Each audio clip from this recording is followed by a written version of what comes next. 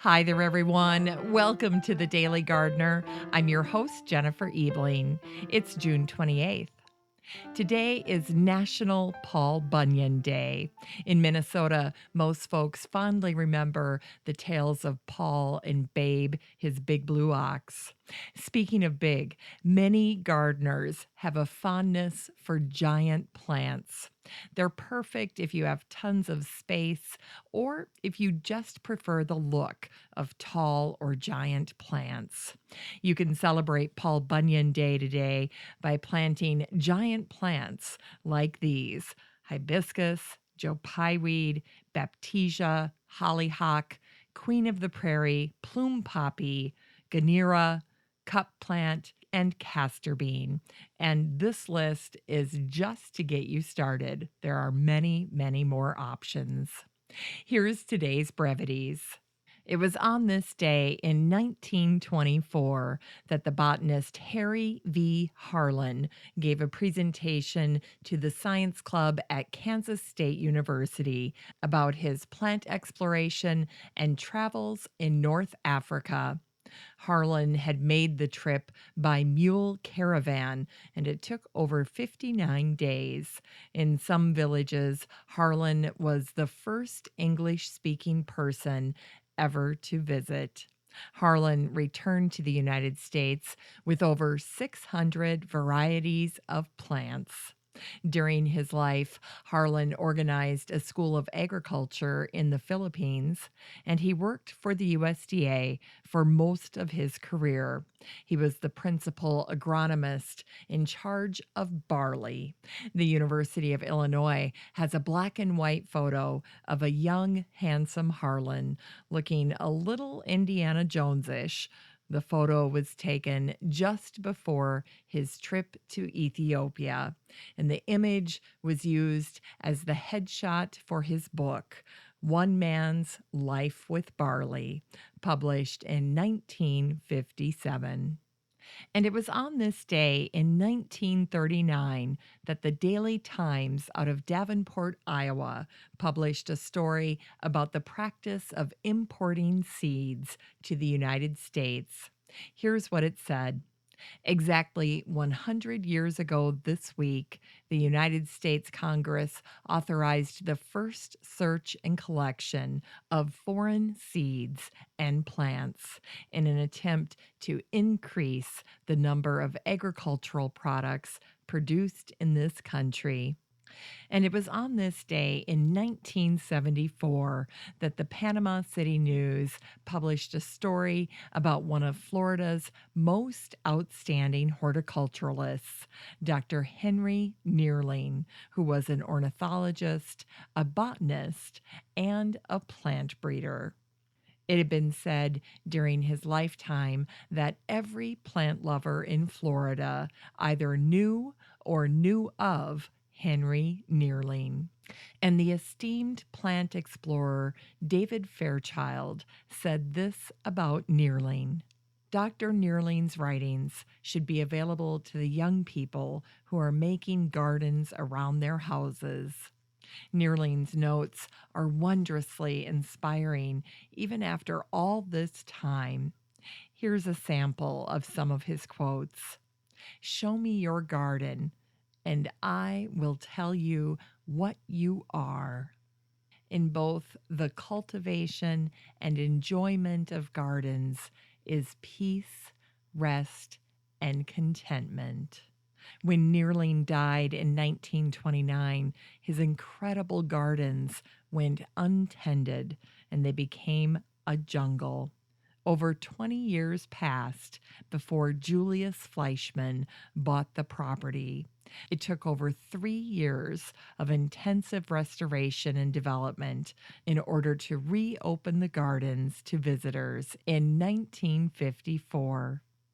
In Unearthed Words, it's the birthday of the English illustrator Cicely Mary Barker, who was born on this day in 1895. Barker is remembered for her depictions of fairies and flowers. In Barker's fabulous fantasy world, every flower was granted its own special fairy to protect it from harm. Barker would draw the flowers and the fairies and then write poetry about them. Here are a few of her poems. The Forget-Me-Not Fairy. So small, so blue, in grassy places, my flowers raise their tiny faces. By streams my bigger sisters grow and smile in gardens in a row. I've never seen a garden plot, but though I'm small, forget me not. Here's one called The White Clover Fairy. I'm little white clover, kind and clean. Look at my threefold leaves, so green. Hark to the buzzing of hungry bees. Give us your honey, clover, please. Yes, little bees, and welcome too. My honey is good and meant for you. Barker loved wildflowers, but she didn't believe in fairies. In the foreword to her book called Flower Fairies of the Wayside, Barker wrote, I have drawn all the plants and flowers carefully from real ones, but I have never seen a fairy. Today's book recommendation is Plant Families, A Guide for Gardeners and Botanists by Ross Baton. When we're new to gardening, it's easy to want to put all the plants together in one big family. But in reality, there are hundreds of different plant families. Like human families, each plant family has its own history and genealogy, and learning about those families helps gardeners make sense of the more than 250,000 different plant species.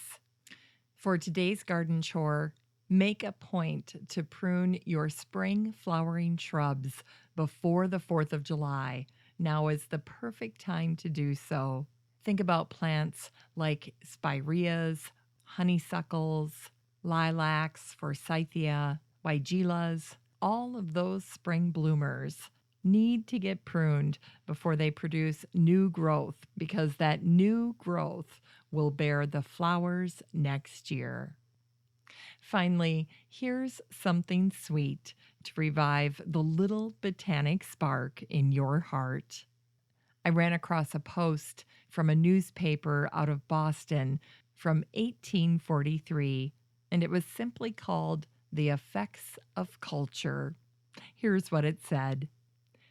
Celery, so agreeable to most palates, is a modification of the Apium graveolens, the taste of which is so acrid and bitter that it cannot be eaten. Our cauliflowers and cabbages are largely developed coleworts that grow wild on the seashore and do not weigh more than half an ounce each. The rose has been produced by cultivation from the common wild briar, the luscious plum from the acrid sloe, and the golden pippin from the harsh, bitter crab.